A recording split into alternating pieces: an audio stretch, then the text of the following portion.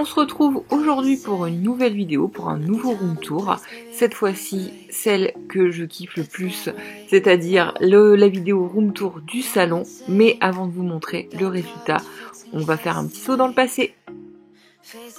Donc voilà comment se présentait le salon avant les travaux. Il y a encore tous les meubles du propriétaire. Il n'avait pas pu les chercher. Puisque on est tombé en plein Covid, donc il nous avait demandé si on pouvait les mettre de côté après pour qu'ils puissent venir les récupérer après le confinement. Ça nous a gêné quand même pas mal pour faire les travaux parce que tout ce que vous voyez là, on a dû les mettre dans le garage puisque sinon les entrepreneurs n'auraient pas pu commencer le boulot concrètement. Comme vous voyez, il y a du papier peint, beaucoup d'humidité autour des fenêtres. On s'est aussi beaucoup demandé si on allait garder ou pas l'arche et vous allez voir ce qu'on a fait.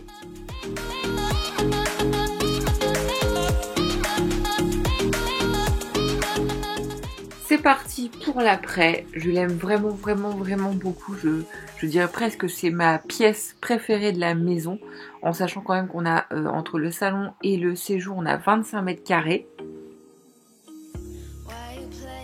Ce qui a été fait dans ce salon, c'est très simple. On a refait entièrement le parquet, il a été poncé.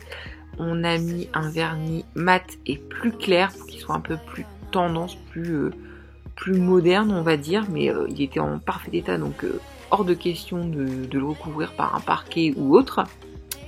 Tout a été détapissé bien sûr et tout a été repeint en blanc.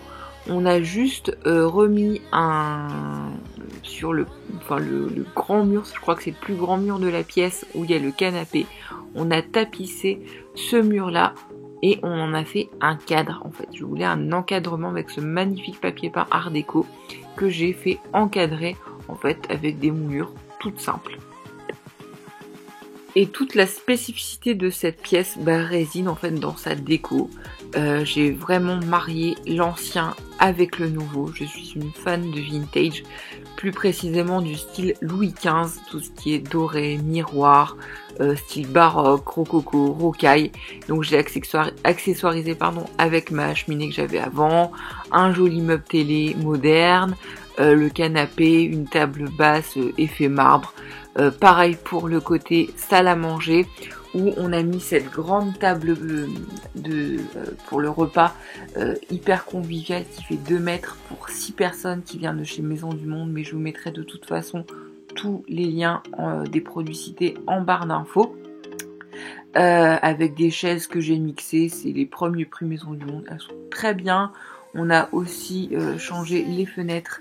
On a mis des plus grandes fenêtres avec des plus grandes vitres pour avoir quand on mange, ce visuel sur les arbres. C'est vraiment très relaxant. Au plafond, on a mis encore des moulures. Ce sont des moulures que j'avais chinées avec toujours mes pales Georges qui sont vraiment magnifiques. J'ai retapé ce buffet qui appartenait aux anciens propriétaires. J'ai demandé s'ils pouvaient me le laisser en même temps. Il pèse un âne mort.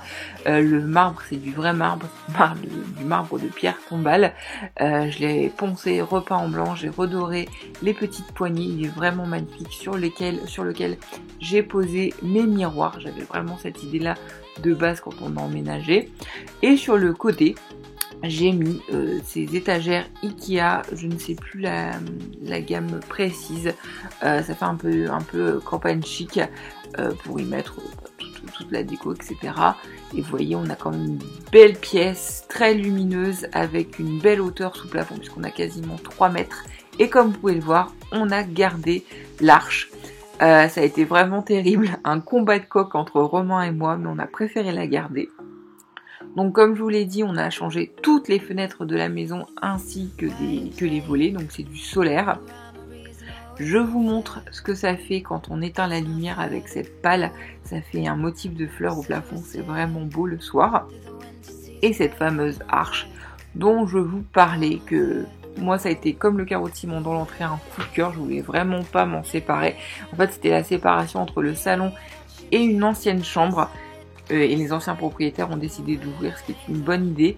Et donc du coup, on a gardé l'arche et aussi les 2 portes. Tout le monde était contre moi, personne ne voulait garder les 2 portes comme ça côte à côte. Mais j'adorais tellement leur côté vitré que moi j'aimais bien cette idée d'avoir une porte séparée et de l'entrée et du salon. Donc voilà, le room tour du salon est maintenant terminé, du salon salle à manger plus précisément. C'est ma pièce préférée, allez, j'avoue, c'est ma pièce préférée de la maison. J'espère qu'elle vous plaira. Moi, j'ai vraiment aimé la décorer et la restaurer, avoir les idées de décoration.